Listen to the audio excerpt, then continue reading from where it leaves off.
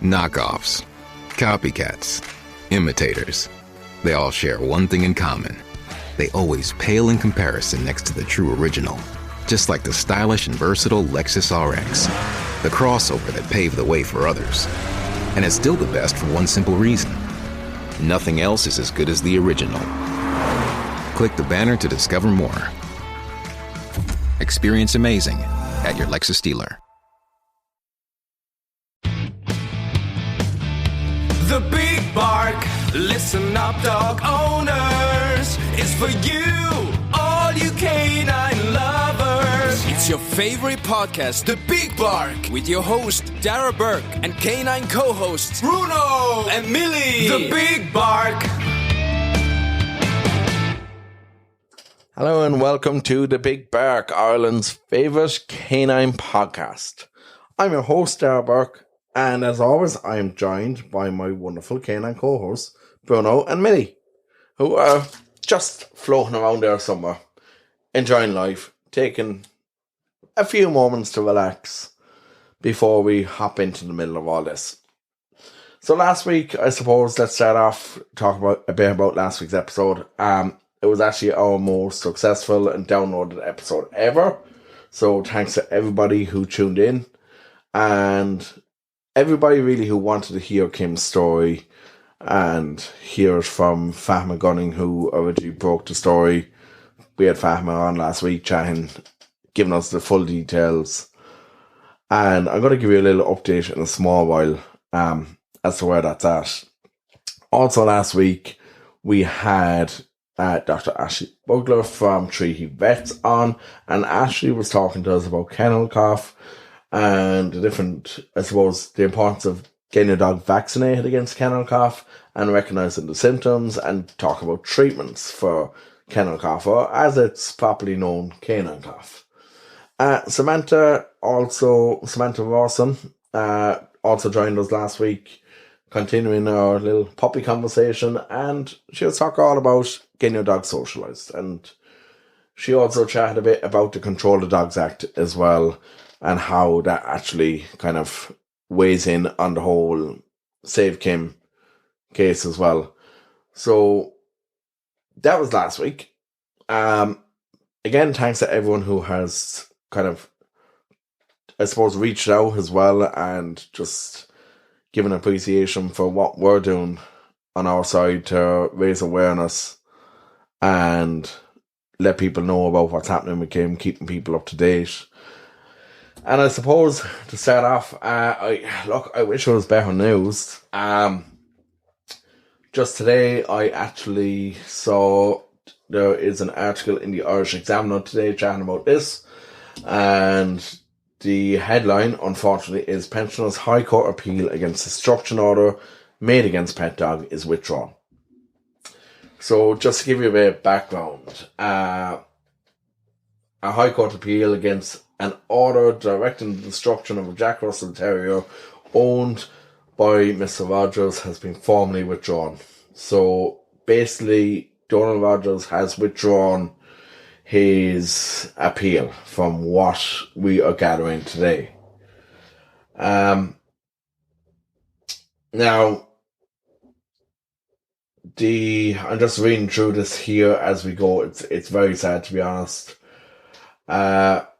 The appeal was brought on grounds including that no evidence or history was given about the dog before the district court, and so that was for the circuit court. And he also argued before the circuit court that Miss Green appeared to be an animal here who had refused any settlement and was adamant that the dog be destroyed. Let's see. So, arising out of that decision, Mr. Rogers sought to bring an appeal against the destruction before the High Court. In order to do that, he was required to make a preliminary application before the High Court, seeking an extension of time so he can be allowed to bring his appeal. The matter was briefly mentioned before the Deputy Master of the High Court, Miss Gráinne O'Loughlin, a senior court official who deals with cases before they go before a judge of the High Court. Ben Clark, barrister at law, instructed by Kieran Friel of McHale Muldoon Solicitors for Mr. Rogers said his client had decided to withdraw his application to have the matter go before the High Court and that the matter could be struck out. Representing herself, Miss Green, who we all know now as the animal hater and the one who is causing so much problems for Donald and who we are adamant at this stage aggravated him because if a dog has no history of biting, she said the dog didn't even growl. Now, I'm sorry, but that's a whole pile of crap because there's no way a dog would just suddenly change its behaviour.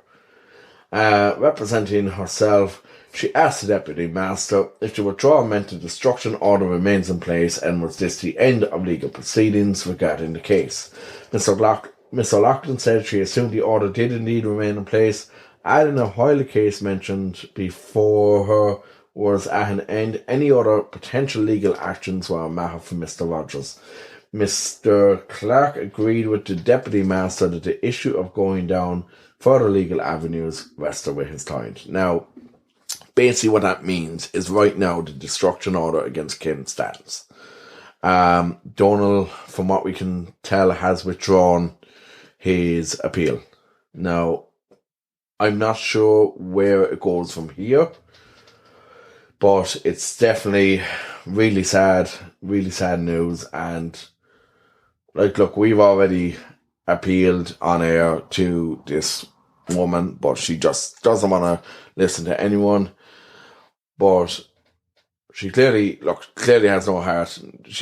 I fully agree with Donald. She's an animal hater, so you're not going to change her mind, unfortunately. As to how this plays out from here, it's very difficult to say. We will keep you updated, and we will continue to bring you the latest news on this. It's very sad, to be honest. It really is. And I'm really hoping that we can see Kim saved. Right now, it's not looking overly promising. But let's just hope, and let's hope that Donald and Kim, that there's something else lined up that might allow Kim to be saved. We'll be keeping you up to date, as I said. So, look, it is a very sad state of affairs. I would, however, look, I have seen a lot online of basically what is people calling for vigilante justice. I've seen a lot of people threatening this woman online, and I can understand why people are so angry, but this is not going to help Donald. It is not going to help Kim. So please just keep calm. Don't resort to any sort of action that will antagonize this heartless, vile woman even more. And just best things that people can do are continue to support the petition, continue to support the fundraiser for the GoFundMe for Donald. Just continue to support Donald and Kim in any way that you can without going outside the law, because that's not going to help anybody. Because this woman will use that as a weapon in her defense, and she'll use it against Kim and against Donald. They're the ones who will end up being at the blunt end of this. Okay, so that's all we have for now on that. We will bring you more updates as we have them. We do need to move on with our show and focus on what's happening overall today. So first of all, we have a bit to come on the show today. We'll take a break from the Health Hub this week, and we will be back next week with the Health Hub with 3 vets, and we will have Dr. Siobhan O'Neill backwards next week. This week, though, in just the weekend just gone, we went down as far as Petmania in Ballysimon Limerick. Petmania are celebrating their 15th birthday this year. So, congratulations to Petmania. We were absolutely delighted to go down and just hang out there and get a a good chat with the manager Natalia and with the assistant manager Andrea about Petmania's 15 years in business in Ireland. So I'm just going to kind of dive into that right now. And this was recorded last weekend. And, well, look, just have a listen to how Petmania have done over the last 15 years. And today the big back is coming to you from Petmania in Ballysimon Limerick. Petmania are celebrating their 15th birthday this year. And first of all, happy birthday to Petmania. And second of all, I'm delighted to be joined by Natalia, who is the store manager, and Andrea, who is the assistant manager here in Petmania. Ladies, a big welcome to the big back. Hi Darragh, how are you? So, I believe you've had quite the fun day today with the birthday celebrations. We did, Darragh. We had Animal Magic in to showcase a wide range of wildlife and natural history specifically designed to both educate and entertain any age group. They had meerkats, they had owls, they had a snake, and a lizard, rabbit, and guinea pig. Now, I kind of like everything there except for snake. I have a terrible fear of snakes. Oh, believe me, Darragh, I'm the same. I just can't do the snakes, but the kids were actually loving it. They were actually really enjoying. I was surprised. We had a 4-year-old today. Her name was Lily. She was absolutely rocking the snake on her shoulder. So it was brilliant. The chinchilla on her head. Yes, and we had a chinchilla on her head as well. We took loads of photos, and I think we had an amazing day today. And okay, so Petmania is 15 years old this year. So tell us a bit about, I suppose, how long have each of you been with Petmania? What's it like to work with Petmania? And what's the best thing about your jobs working with Petmania? Darragh, I'm with the store since 2011. Every day is actually a different day. From meeting puppies and kittens and reptiles, any day is a different day. So you help with the people, especially the customers that come in with new puppies and they don't know what to expect and what they need to know, and so we give them as much help and advice as we can. Yeah, and I'm with Petmania since March 2020, when we had this pandemic starting, so we don't know what we are doing. And I have to say, what I love about Petmania is you have this amazing interaction with the customers. You know, they come in with the puppies, with the dogs, and they're the babies. So we have to make sure that we help them, we give them what they need. And also, Petmania is doing a puppy care classes for the puppies every second week, Saturdays. So then we kind of educate people on the puppies and we help them out. So yeah. So I've spoken in recent weeks to some of your groomers. I spoke with one of your groomers up in Westport in the Westport store. They on one of our episodes a few weeks back. And I'll be speaking with Michelle from Santry on Monday. But you have quite the grooming facility here and in all your stores, don't you? Oh yeah, absolutely. So Petmania has 15 stores, and every 15 stores have a grooming. So we are the Ireland's largest grooming. We here in Ballysimon, we have 5 groomers at the moment. We are grooming 7 days a week, 9 to 5 every day. So there is quite loads of dogs we are taking in. And in terms of then the grooming, Petmania has this very variety menu of treatments. So we start from the puppy first visits, then you have a puppy grooms. We do different treatments like signature beauties, the organic baths, the shedding therapies. You have also aromatherapy baths and the new coconut treatment menu. Summer one, yeah. Summer coconut spa treatment. Yeah, which I think it sounds brilliant. I think I'd avail of one of those myself. Yeah, I agree with you. And it's like, do you know, sometimes people will come in with the dogs, and then we will just offer the grooming, and they will ask us, will you do one for myself as well? Because it just sounds, you can get a blueberry facial or paw treatment. I think it's amazing.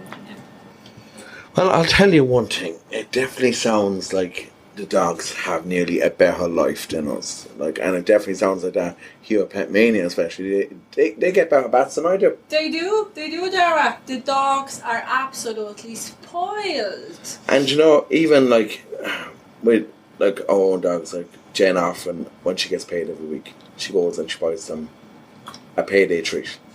And I'm like, we all do. The dogs are our best friends, so we have to make sure that they are absolutely spoiled. Well, she's making me look bad then, because I only get paid monthly, so I only get the treats once a month. Anyway, tell us as well, you have a big competition running for your 15th birthday. Oh, yes. And yes. Tell us about that, Natalia. So Petmania is actually encouraging everyone to enter its competition to be with a chance a whopping €1,500 a Petmania gift card. So then, can you imagine how many treats you can actually buy for $1,500? To enter the competition, whoever wants, they have to just join the Petmania mailing list before the 31st of August, and then the draw will take place. So whoever will do it, absolutely best of luck to everyone. Great. So where do they join the mailing list? So they can either join within the store by filling the form, or they can go to the Petmania website, to petmania.ie, and they can do it at home. That's fantastic. Well, look, ladies, it's been an absolute privilege to have you both on here today. And Petmania is 15 years old, and wishing you another 15 years and many more a great success in business. Thank you so much, Darragh, and thank you for having us today.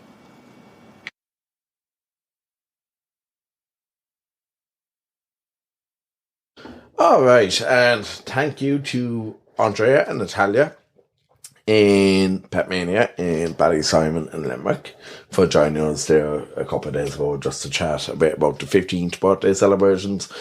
Sounds like they had a lot of fun. They even had a meerkat in store. I'm absolutely raging that I didn't get to meet the meerkat, because I've often gone to Fourth Island and places like that and seen the meerkats, and I'm always like, oh, I want to take home a meerkat, I want one. But yeah, one chance I had to actually rub a meerkat, didn't actually get it. So quite sad on that one. But look, it is what it is, and I'm glad that Petmania have had such a, I suppose, great celebration. And well, yeah, look, here's another 15 years for them. It's a great pet shop to go into, and would definitely encourage people, pet owners, to visit their local Petmania and buy a few nice goodies for your doggies as well. We will have more from Petmania in conjunction with our 15th birthday anniversary celebrations a bit later on. We'll be chatting with the groomer from Santry, and that is Michelle Walsh that we'll be chatting to in a small bit just later on.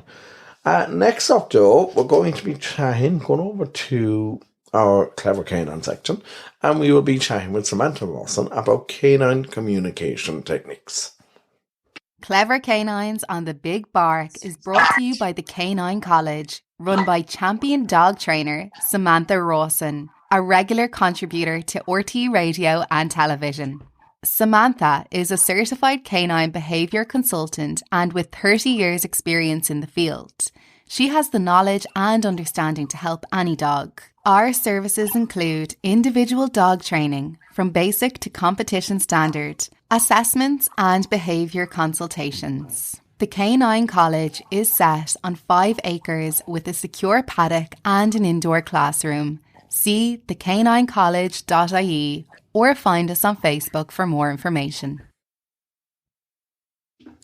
And we're back on Clever Canines this week with Samantha Rawson. Samantha, welcome back to the show. Thanks, Darragh. Good to be here. So, Samantha, we're going to continue our conversation. We touched a small bit last week, I suppose, on kind of body language, and we said we were going to talk about that this week. So, Okay, we know, like, obviously dogs, they don't understand the level of English that, like, we have as humans, and they have their own form of communication techniques. So do you want to talk us a bit about the body language and the different signals that dogs give off? Yeah, thanks, Darragh. I suppose the important thing to always bear in mind is that dogs are a completely different species. So even though that they share a lot of our emotional kind of traits, they don't understand the world the way we do. So when we talk to them, sometimes I think people expect too much from their pups and young dogs. So dogs communicate visually. The kind of oral part of their communication is quite small in comparison to us, whereas we would kind of use oral and audible communication maybe 90% of the time, whereas dogs only use it kind of 10 or 20% of the time. So it's a total opposite. Their communication is visual and through signals. So they don't use sounds, whereas if you think about it, we communicate with them mostly through sounds. Which is not the way they naturally communicate. So it's very inconsiderate of us, I suppose, if you think about it.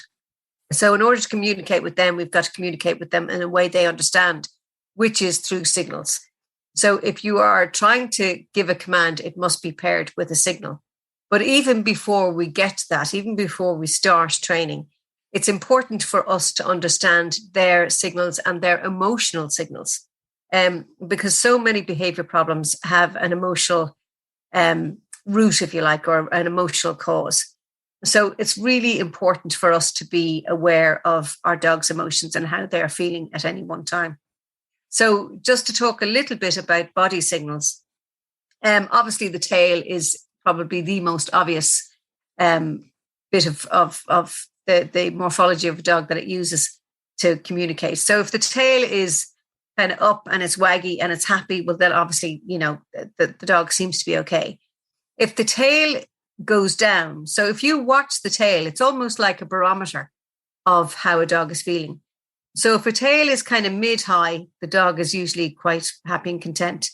If the tail is kind of higher than the spine, that dog is probably alert and is probably a little bit on the defensive side.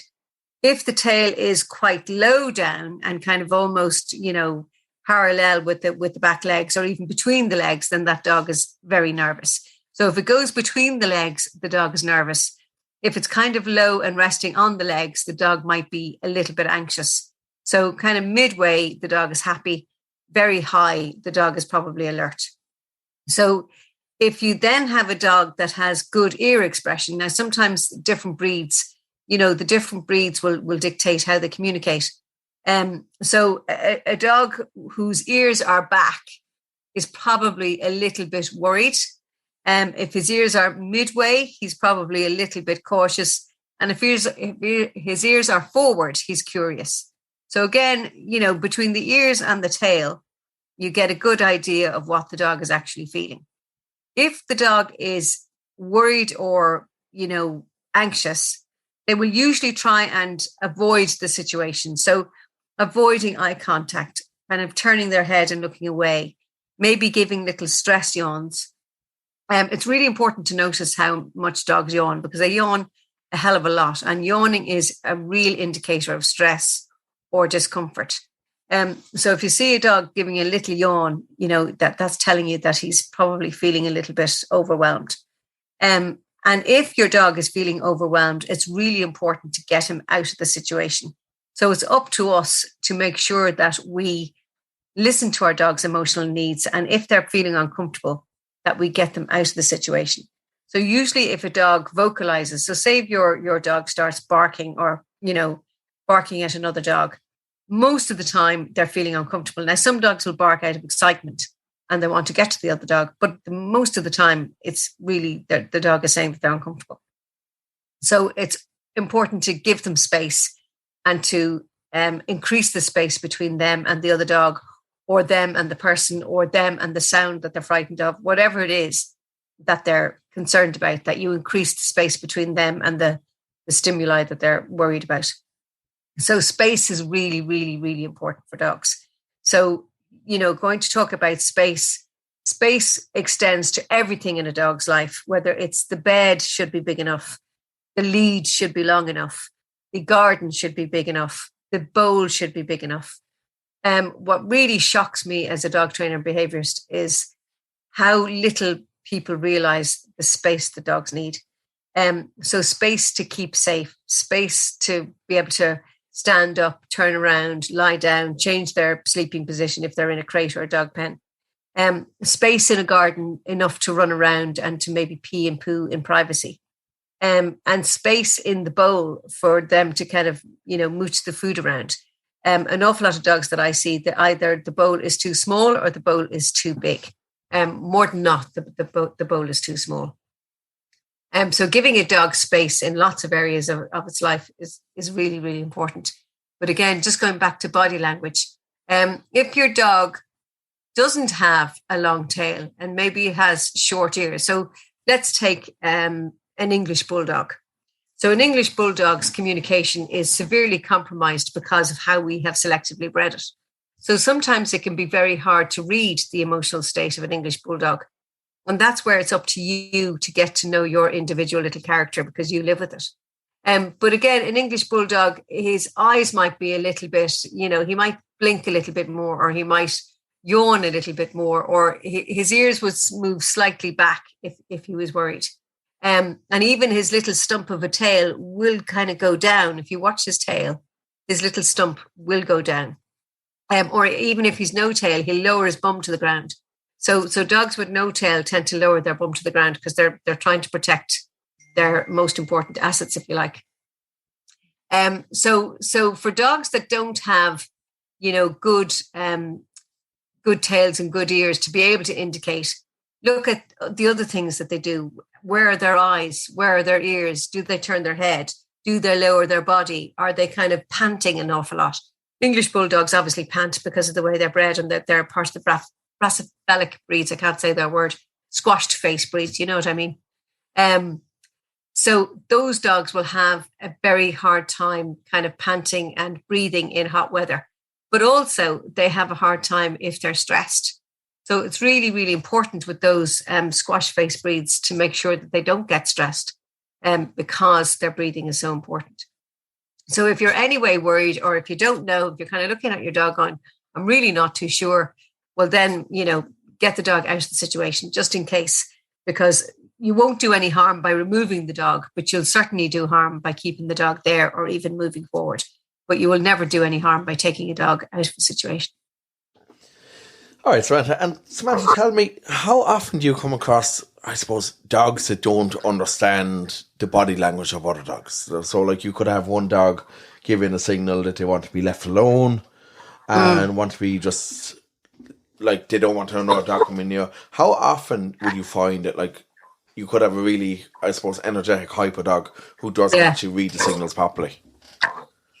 It's quite rare, Darragh, but usually dogs like that have been overexposed to other young dogs or pups. The thing to really bear in mind is pups don't teach each other anything. So puppies hanging around with other puppies is not a good educational experience because all puppies want to do is play. Now, some puppies will give a nip and a bite and the other puppies will back off. But because they tend to be around the same size, they don't back off. So the only dog that can teach a puppy good communicational skills is a reliable, safe adult dog. Because an adult dog will kind of bare its teeth and maybe strip its gums back, but won't do any damage. It might correct the pup, but it certainly won't do any damage. And then the puppy learns what those signals are. And also learns that, if the play gets too boisterous, an adult pup will put it in its place fairly smartly. But the adult will very, very rarely hurt a puppy, whereas puppies playing with each other could absolutely kill each other. And there's no kind of adherence of signals going on. So I don't allow puppies to play with other puppies. I expose my puppies to adult dogs, where an adult dog will tolerate them, but will also correct them, but without doing any harm. That's some very good advice there, Samantha. And before you go, we've got, I suppose, a couple of questions. Maybe one or two of these are directly related to the kind of canine body signals and body language. But the first one here, it's a question that came in earlier on from a listener on Instagram. How can I teach my dog to stop barking while playing fetch with a ball? I suppose my question there, Darragh, why would you want to? Because if he's barking while he's playing with the ball, he is probably excited.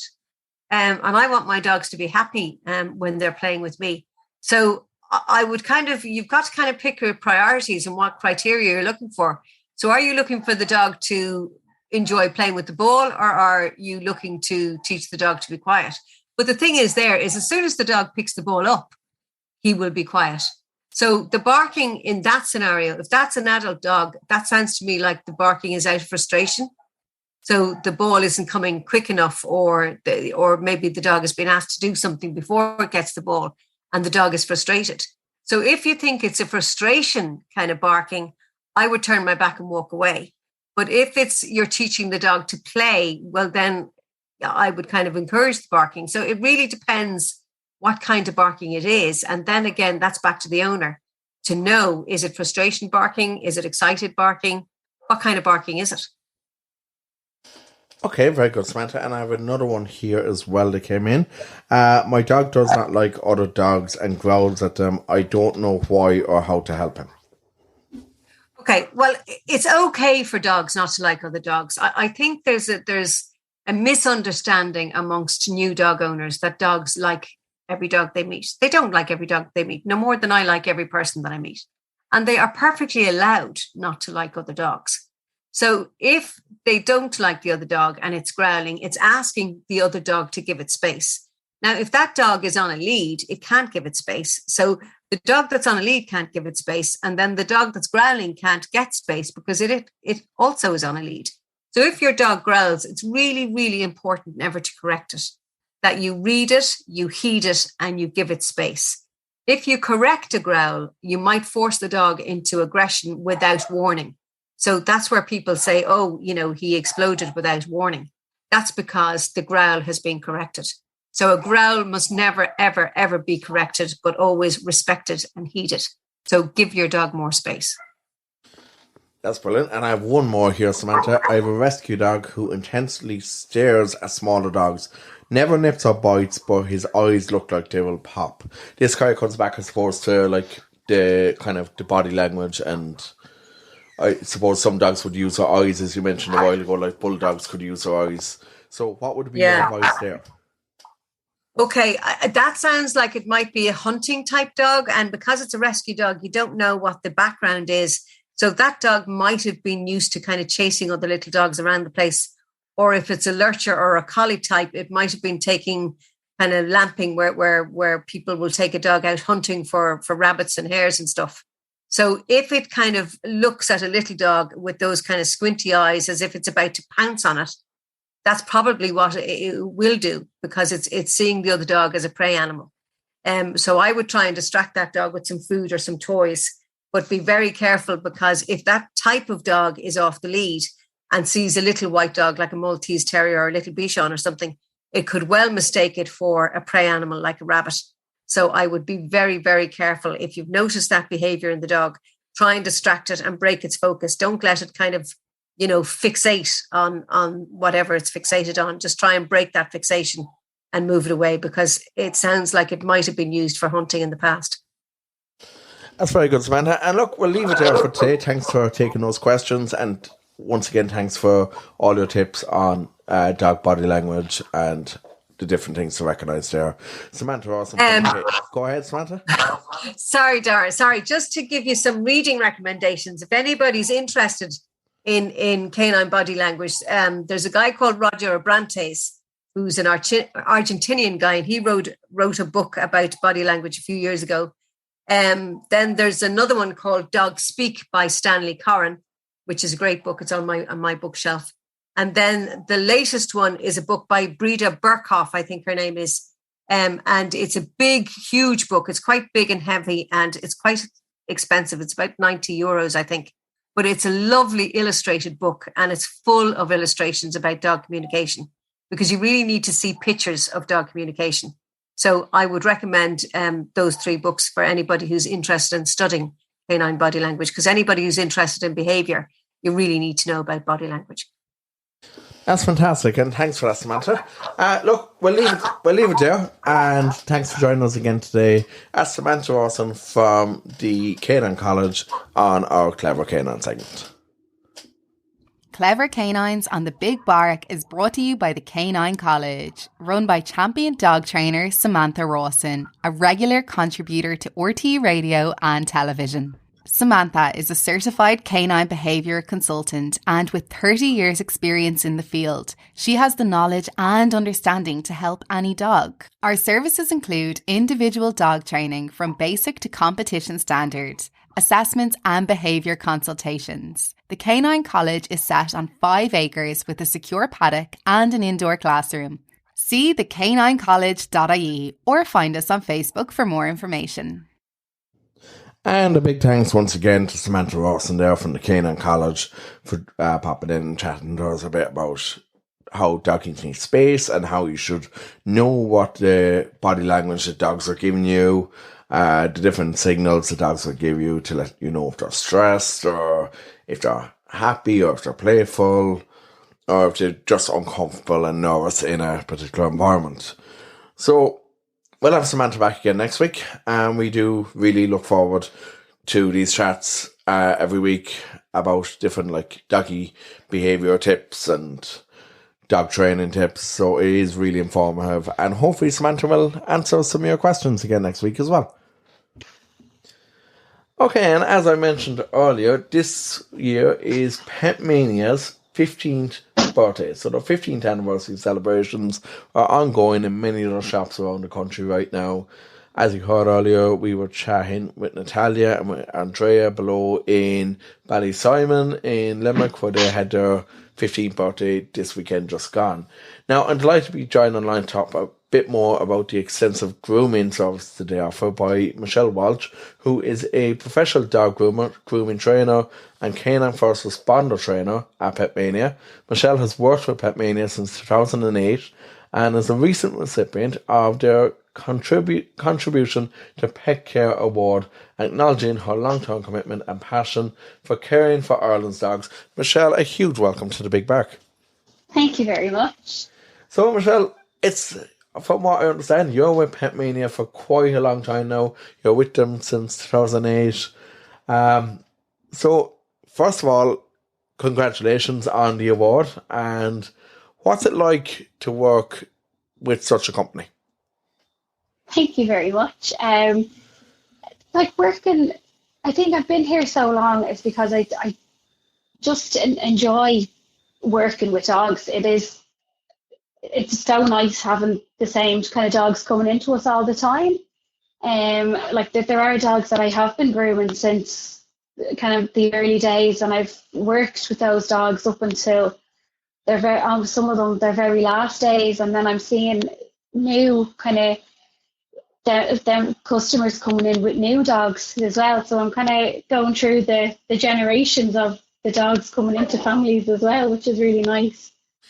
So I suppose like you opened with like just a wash and dry cut menu, but in the years gone by, like grooming has changed so much. So like it's changed so much since 2008 when you would have started. So tell us exactly, how has dog grooming, and specifically with Petmania, how have your treatment menus and all changed over the years? They've changed so much. When we started, as you said, it was literally wash, cut and blow dry, kind of the bog standard grooms. There was kind of the dogs coming in kind of every kind of 3 to anywhere between 3 and 6 months for their grooms. But now it's after changing so much, where we've got all of our different packages. So we'd have like we've gone from as I said, the wash and dry, the wash, dry and cut, all the way up to our mud baths, our total wellbeing packages, which is a brilliant one for covering that covers everything. So that covers your flea treatment, your worming tablets. You get your conditioner, your facials, and even what people are looking for has changed a lot as well. what people are looking for in their grooms has changed so much. There's a lot more regular occurrence in the grooms as well, which is really good to see. Yeah, definitely. And like you mentioned how much it's changed, and I suppose with that we've seen a lot more, I suppose, mixed breeds, I suppose to put it, like deliberately mixed breeds as well at that. Like you have your Cavachons now, you have your Cockapoos, you have all these different breeds of dogs.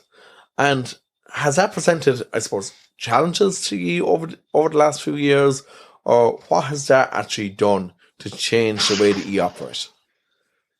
Oh, it's definitely changed. We've a lot more of the crossbreeds coming through. As when I first started, there was a lot of kind of the Yorkies, the Westies, the as you said, the proper, like the actual breeds. And now we've gone into a lot of, as you said, the crossbreeds with the Cavachons, the Cockapoos. I think the main challenges are just with those dogs, like they are our kind of our biggest type of dogs coming through the doors now. The biggest challenges with them is kind of just helping the owners, helping the customers with the dogs, because a lot of them they kind of see a fluffy dog and they don't realise that there is actually an awful lot of maintenance involved with those dogs. There's an awful lot of brushing, there's an awful lot of grooming. Like that, those type of breeds kind of should be groomed every kind of 4 to 6 weeks, which is a lot, and they will need that grooming for the rest of their life. So that's kind of the biggest, just making the customers and the owners aware of what's involved. And just to touch quickly then, Michelle, like obviously, like you said there, that it's really important that the coats are looked after, because you're going to get, if you don't look after these coats, you're going to get things like mahin. How important is it that these coats are looked after regularly? It's so important, because with them, as you said, with them not being looked after and brushed, they will get matted. It does start to pull and twist the skin as well. And then it will start to hurt.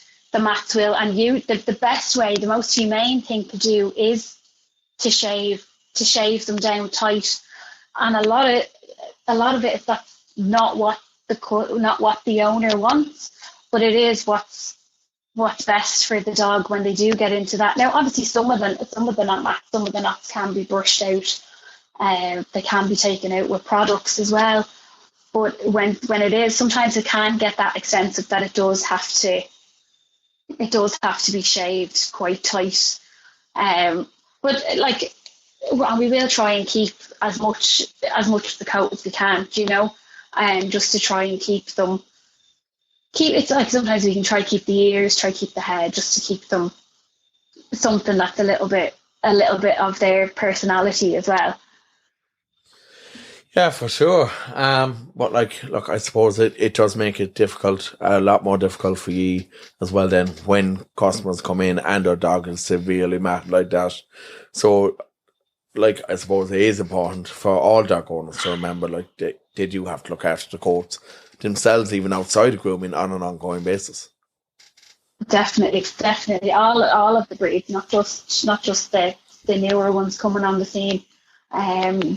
As even the shorties would still need it as well. The types like your Jack Russells and your Labs, they definitely would, because when we have them in here, we're doing a full body inspection on them as well, so we do see kind of the lumps and bumps as well, that if they do have any skin conditions or anything like that, we do see them. And we even notice things that people wouldn't notice at home. Even simple little things like the dog being a little bit out of sorts in the grooming studio. Dog that usually comes in happy. Some dogs can come in and they're not the usual selves. You know what I mean? We do pick up on those little things that we do pick up on those little things as we're seeing the dogs. Yeah, and I suppose, like, another area that I suppose a lot of dog owners just let go and they don't even think about. It's something that we actually spoke with on our Health Hub with 3 vets there a number of weeks ago regarding dental health. And you offer a really, I suppose, in-depth dental ultrasonic toothbrushing service. Would you tell me a small bit about that? Yeah, so our teeth cleaning. So it's basically just it's maintenance. To keep it on top of maintenance, keeping on top of the brushing of the teeth. So it's an ultrasonic toothbrush. So it's not abrasive. It's nice and gentle. It's just using the toothpaste and the ultrasonic just to remove the plaque off the teeth. Now, obviously, if it is bad, we will recommend to go to your vet. If it is beyond kind of what we can do, but it is really, really good just for maintenance. We're looking into kind of getting it. It's really good for puppies as well, just to get them used to the feeling of having their teeth done, and just making it a part of their groom. That's where we'd be kind of looking at it. It is a really good service. Just even the older dogs that have had their initial work done by the vet, it is really good just to, as we said, just to keep on top of it. Fantastic, Michelle. And just, I suppose, one last question, and this is actually one that we often get from our own listeners here on the podcast as well. How important is it that you start grooming your puppy young, and like how young should you be starting, and like at home as well as regular visits to the groomer? How important is it to start young? It's so important. It's just as important as what food you have your dog in. It's just as important as what bed you get. It's so important. Like, you'd want to be start grooming at home as soon as you have the puppy in your hands. You want to get them used to the brush. You want to get them used to the comb. You want to get them used to being handled and touched, and then getting them professionally groomed. You want to start usually 2 weeks after they get their first vaccine. 2 weeks after their second vaccine is usually what we say. So usually kind of the 14 to kind of 16 weeks. And what we do first is, so we do a puppy's first visit. So that'll be washed, dried, and the nails clipped. And then we do like a little weight check and stuff with that as well. But it's just to get the puppy used to all the sights and sounds of the grooming studio, because it can be so scary for them on their first time, because sometimes a lot of these puppies, it's their first times away from the owner, and it can be hard for the owner as well to leave their puppy as well. But usually we just get them used to all the sights and sounds. So what we'll do is we'll kind of pop the puppy up onto the table, give them a little brush, get them used to the brush, give them a few treats. Then we'll kind of move on to the bath. We'll turn on the water in the bath, but we won't put it straight onto the puppy. Just to get them, as you said, the sound of the water in the bath. Then we'll slowly kind of move the shower head over to the puppy, put it over the coat. Then we'll move on to the shampoo. And then we'll rinse off the shampoo. Sometimes that could in the bath can be the scary part for them as well. Then we will move on to the dryer. Now, the dryers that we'd have in the studio wouldn't be the same as the dryer that you'd have at home. Would be a more high velocity dryer. So with that one, we start off nice and slow, as he's not even pointing it at the dog yet. We kind of just point it at the wall, just to get them used to the sound. And then we'll slowly move it towards the dog, just to get them used to it. So we just go at their pace. If it's too much for them, and if we know it's too much, we'll stop and we'll try again another day. And then when we do the second one after that, usually about a month, kind of 4 to 6 weeks after the first visit, and we move on to the puppy broom. That'll be a little bit more. That'll be getting them used to the scissors and getting used to the noise of the scissors. Not even, you might actually not get anything cut, but it's just to get them you know what I mean? Something that's going to happen to them every 4 to 6 weeks for the rest of their lives. Another, 13, 15 years, depending on the dog. Like it's so important to start them young, definitely. Fantastic, Michelle. And look, very best of luck for Petmania over hopefully another 15 years and much more. And delighted that we could have you on today as well to talk about the service that you offer Petmania. That's brilliant. Thank you so much. My pleasure, Michelle. And a big thanks there to Michelle Walsh from the Century Store at Petmania.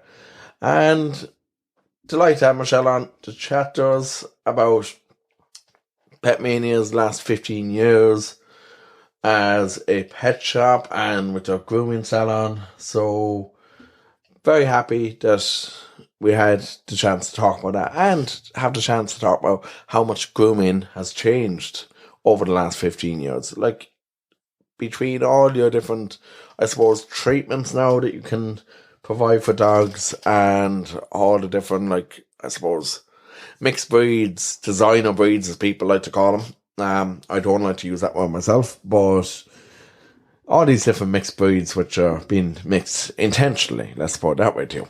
So yeah, designer dogs is probably what we call them. But like, how much everything has changed. And it was great to hear that from Michelle. And thanks to Petmania for taking the time to invite us down to the Limerick store last weekend, where we chatted earlier on with Andrea and with Natalia, who I think they did very, very well when you consider I don't think they'd ever done a radio interview before. But look, they did quite well, and they handled the pressure for me. So look, all good. Well, look, that is about the end of our show for this week. Thanks again to all our guests, and thanks to Samantha Rawson from the Canine College. Thanks to Andrea and Natalia from Petmania Limerick. And thanks to Michelle Walsh from Petmania in Santry in Dublin. So it was quite the week. And, we will be back again next week with a brand new episode, as always. And we will continue to keep giving you updates on the Save Kim story.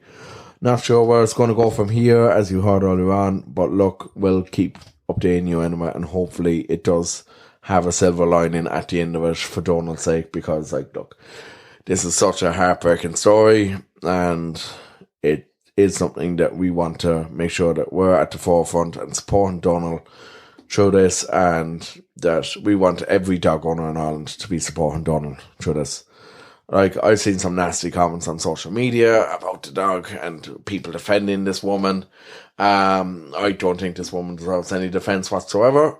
And that might be harsh, but like, she's after putting this 85-year-old man through horrible, horrible trauma. And like, just what she's doing to him is pure cruelty. And look, as they say, what goes around comes around. So I would be, like, as I said earlier, I would be encouraging people to abstain from any, I suppose, vigilantism, as has been put out there on social media. Don't give her a reason to make things worse for Donald and Kim. Don't give her a reason to, like, go after anyone else. I certainly won't be giving a reason here, but, like, I still think, like, look, karma, as I say, karma is a female dog. Let's put it that way. We won't actually put it in the actual proper way it is, but anyway, I think I've talked enough for today. I think I've talked enough for the whole of Ireland today. And we will leave you on that note, and we will keep you updated. We will be back next week with a brand new episode. We'll have our health hub with 3 vets back next week as well. We'll have Samantha back next week too on another doggy training and behaviour segment on that as well. So we have a lot to come next week. And as always, well, you know where to find us. We're on Instagram, we're on Facebook, we're on Twitter, we're on TikTok, I think. Still don't use it, can't use it, don't want to use it. I know Jamie from Trails and Tales uses it quite a lot. And he's, so look, he is quite good at those waffly videos anyway. So Jamie is quite good at like the whole TikTok thing. I must actually have a chat with him and see how you use it. Find us on the Big Bar Podcast on any of those. And you'll find us on the bigbar.ie. Listening to this episode and all our previous episodes over on Spotify, iTunes, Podchaser, Amazon Music, and anywhere that you get your podcasts. And I suppose until then, all that's left to say is have a good week and give your doggies lots of cuddles from us here. Good luck. Listen up, dog owners. It's for you, all you canine lovers. It's your favorite podcast, The Big Bark, with your host, Darragh and canine co-hosts, Bruno and Milly. The Big Bark.